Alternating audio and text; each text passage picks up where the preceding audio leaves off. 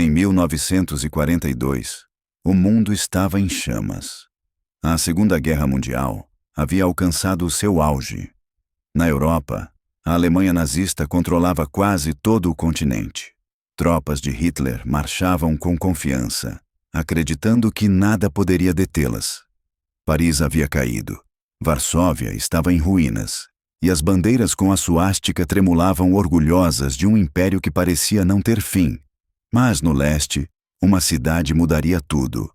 Uma cidade comum, industrial, às margens do rio Volga.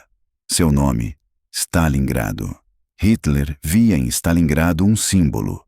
Conquistar aquela cidade significava humilhar Stalin, o líder soviético. Significava mostrar ao mundo que o exército alemão era invencível, que o Reich de 1000 anos era inevitável.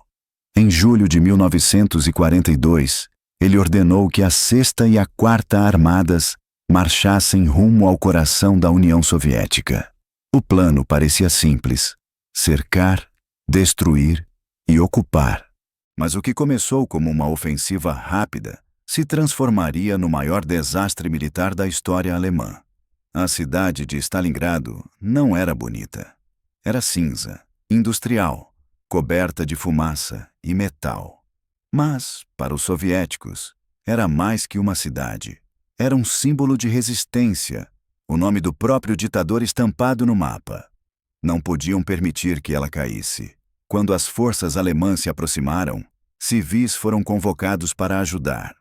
Homens, mulheres e até adolescentes ergueram trincheiras, empunharam armas velhas e prepararam-se para o cerco.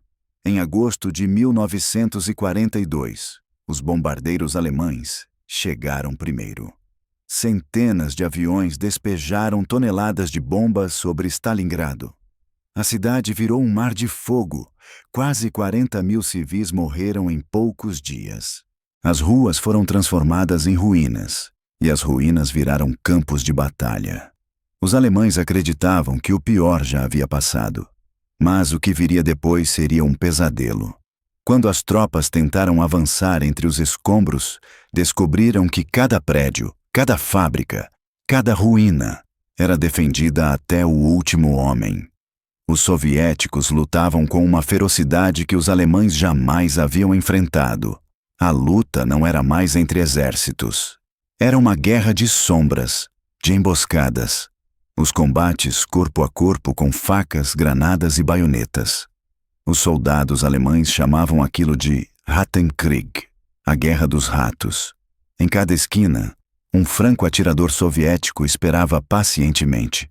Um dos mais lendários foi Vassili Zaitsev, um jovem atirador da Sibéria que sozinho eliminou mais de 200 inimigos durante a batalha.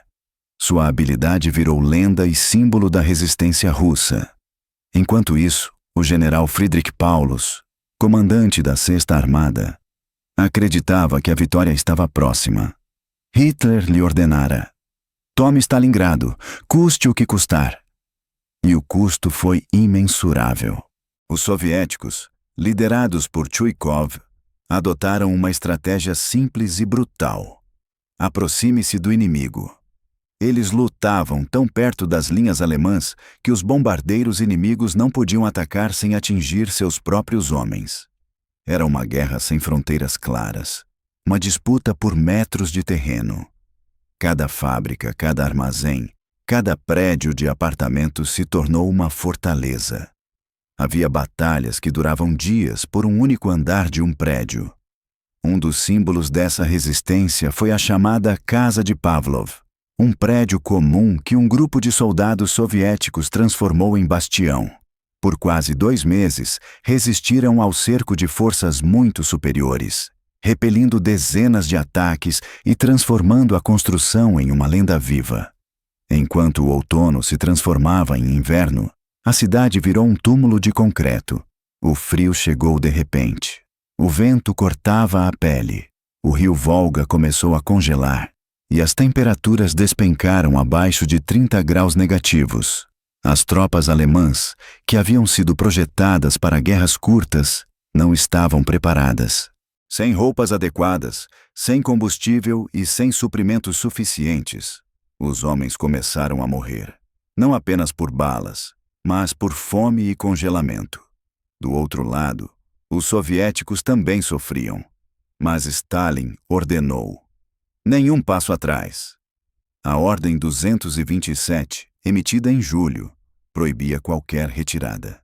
Desertar era punido com execução imediata, e ainda assim, eles resistiram. A guerra virou um inferno de gelo e sangue. Pilhas de corpos congelados serviam como barricadas improvisadas.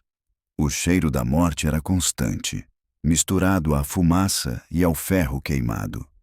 Nos céus, os bombardeiros alemães ainda sobrevoavam a cidade, mas o poder aéreo começava a diminuir. Os soviéticos, reorganizados, recebiam novos reforços vindos do interior. E nos bastidores, o marechal Georgy Zhukov preparava o golpe que mudaria o rumo da guerra. Em novembro de 1942, a Operação Urano foi lançada. Mais de 1 milhão de soldados soviéticos cercaram completamente as tropas alemãs em Stalingrado. O cerco estava fechado. Em poucos dias, a Sexta Armada ficou isolada. Nenhuma rota de suprimento, nenhuma fuga possível. Hitler, em Berlim, recusou qualquer proposta de retirada. Ordenou que Paulus e seus homens lutassem até o fim. Prometeu reabastecimento aéreo, mas os aviões da Luftwaffe não conseguiam entregar nem um quarto do necessário. Dentro do cerco, a situação virou desesperadora. As rações caíram para menos de 100 gramas de pão por dia. Os soldados começaram a abater cavalos para comer. Depois, cães. Depois, os corpos dos mortos. O canibalismo se espalhou, silencioso, entre as ruínas. Doenças, fome e frio matavam mais que as balas. Paulus, sem alternativas, enviava mensagens desesperadas pedindo permissão para se render. Hitler respondia com silêncio. Para ele, Stalingrado deveria ser defendida até o último homem. No Natal de 1942, o fronte estava coberto de neve e desespero. As cartas dos soldados eram cheias de resignação. Mamãe, papai, eu sei que não voltarei. O frio é insuportável. A comida acabou. Mas lutamos, porque não temos escolha. Quando janeiro chegou, o destino da Sexta Armada já estava selado. Os soviéticos avançavam lentamente, comprimindo o cerco. As munições acabavam. As ruas de Stalingrado estavam repletas de cadáveres congelados, e os sobreviventes pareciam fantasmas. Olhos fundos, rostos pálidos, uniformes rasgados. Em 31 de janeiro de 1943, o Marechal Paulus finalmente se rendeu. Ele se tornou o primeiro marechal alemão a ser capturado vivo. Hitler ficou furioso. Esperava que ele se matasse. A rendição marcou o fim da batalha.